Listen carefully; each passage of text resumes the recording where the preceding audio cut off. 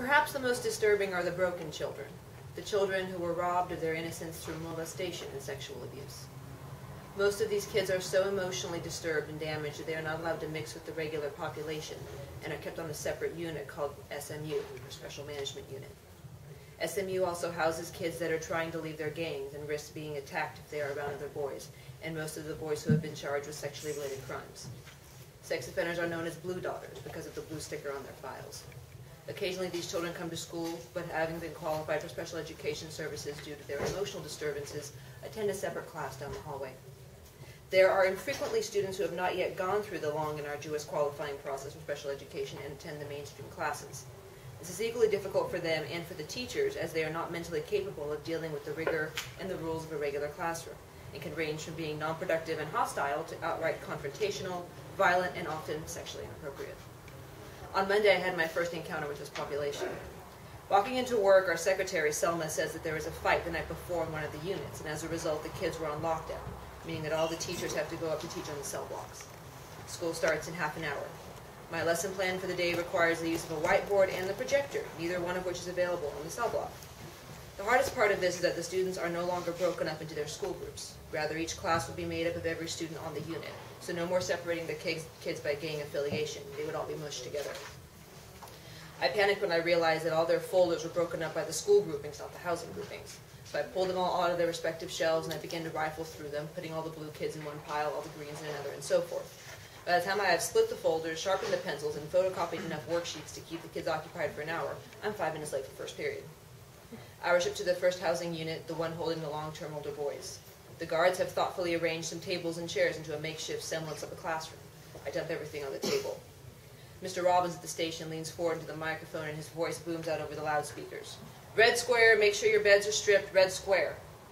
Red square is a reference to the painted block just in front of each cell door. It meant that the doors were being unlocked and the boys were to step out, stand on the red square, and await further instruction.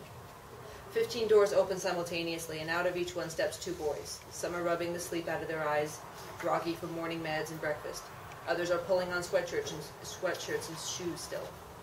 Kids who I'd never seen before, or who were supposed to be in the special day class for the severely emotionally disturbed, were coming out, and I panicked for a minute. My special education background is limited to a few classes in graduate schools. I'm immensely unqualified to teach severely learning disabled or behaviorally disturbed children. Rival gang member, special ed, resource, pull-out, independent study, everyone's coming out. After reading the instructions aloud, the students went to work for about 10 seconds. Then hands began popping up like groundhogs. I dashed from one student to another, answering one question while 5 other voices asked me for help. There was only one of me and 30 of them. A good handful of them, the ones that were normally in the special education class, were clearly and completely overwhelmed at this assignment. I don't know what analyze means. I don't even know what this kid's name is. I've only seen him passing in the halls on the way to the special day class. Well, it means to figure something out, to think about what it means and explain it. I hack military computers, he says, his eye twitching.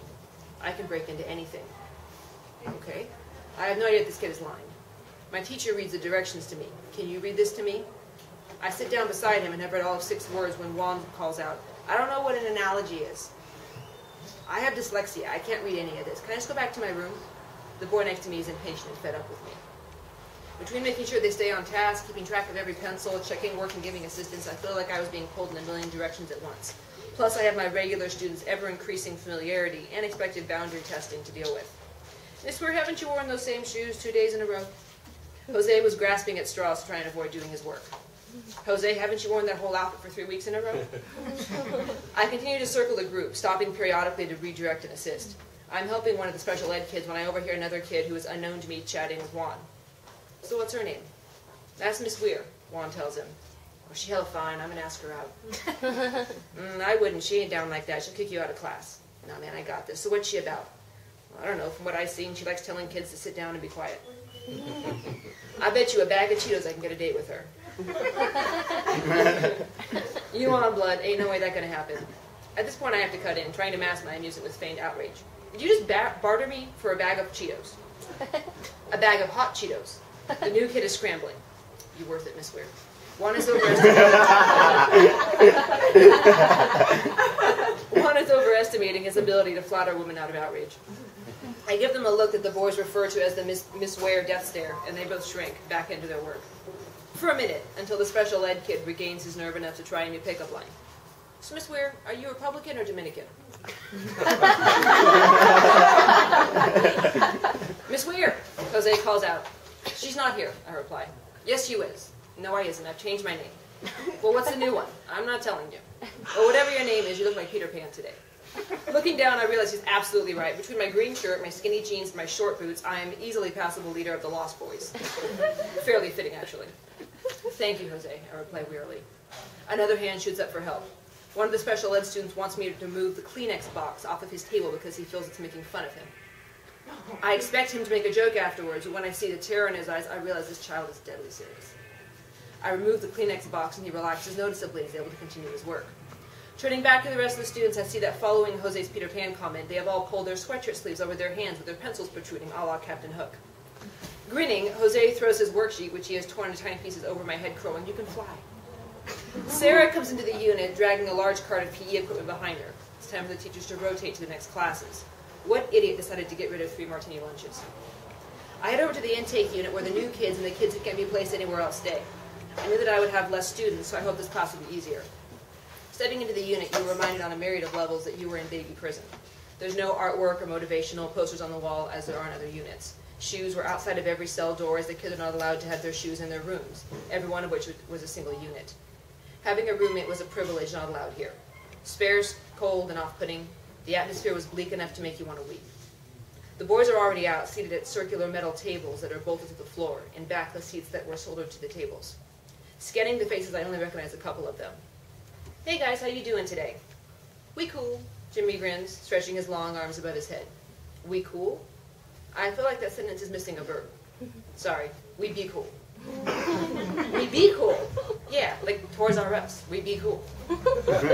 Why everybody be bugging about grammar and shit? Homies at the toy store don't even know how to spell R, and they rich. A new boy with a head full of frizzy dreads and a blurry tattoo across his throat scowls at me. "It's because they got that giraffe," Oscar explains.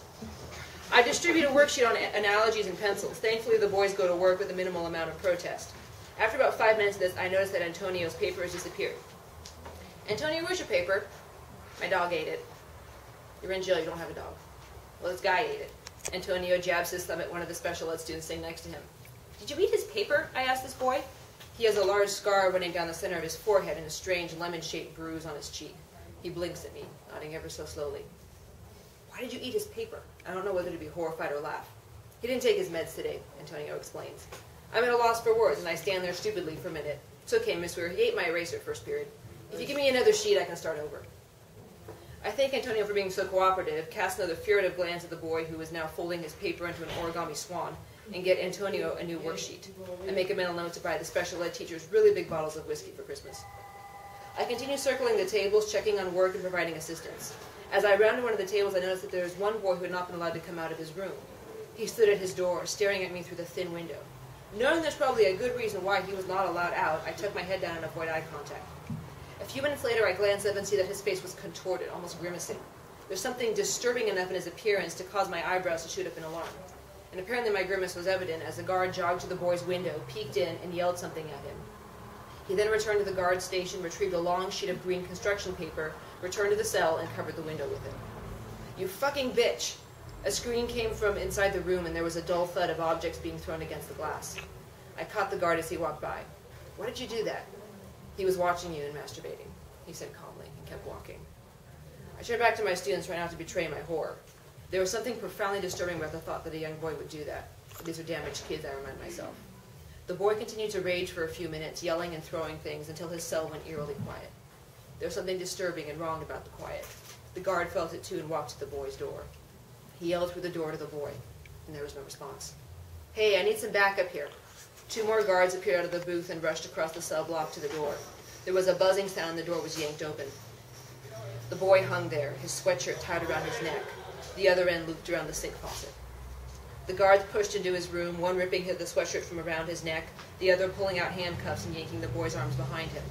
The third grabbed his radio and muttered something into it. Yet another guard ran across the unit yelling, "Code, get down."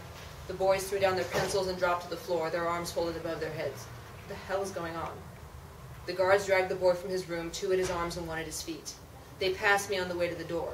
The boy, writhing and twisting in their grasp like a panicked crocodile, was barely 5 feet tall. His dark hair was slicked back and his eyes were puffy from crying. He blinked at me, his mouth trembling. The guards rustled him out the door. Yet another guard appeared and hurried over to where I was standing, frozen with what must have been a stupidly horrified expression on my face. I need to collect all their pencils. There's a code, so they need to go back to their rooms until staff get filled to mental health. Okay, guys, I think we're done for today. My voice was a squeaky imitation of its former self. I gathered the pencils and papers, and the boys filed silently back to their rooms. There was still 30 minutes left in the class period, and I wasn't sure what to do. Do I stay here? I asked the guard. You can if you like. I don't know how long the code will be, and I can't let him out until it's cleared. Can I ask what that was all about? Is this your first encounter with Philip? Yeah, should I know him? He's kind of a legend around here. He's really damaged, poor guy. He's one of the youngest sex offenders we ever had. Started at 12. He's been in and out for the past 4 years. He was a sex offender at 12? Jesus. Well, he spent most of his childhood being molested, so he's very sexual. He masturbates whenever he sees another person. Guy, girl, young, old, doesn't matter. He got arrested for doing it on a bus. He's been kicked out of 5 schools for doing it in class. I had to sit down. I plunked myself rudely into the empty chair beside him.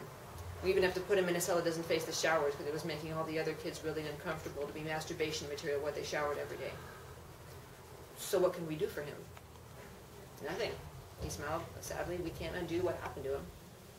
Will he ever be able to function in society? Doubtful. He'll just spend the rest of his life in and out of institutions and jails. So it's hopeless? Can't think of another word for it.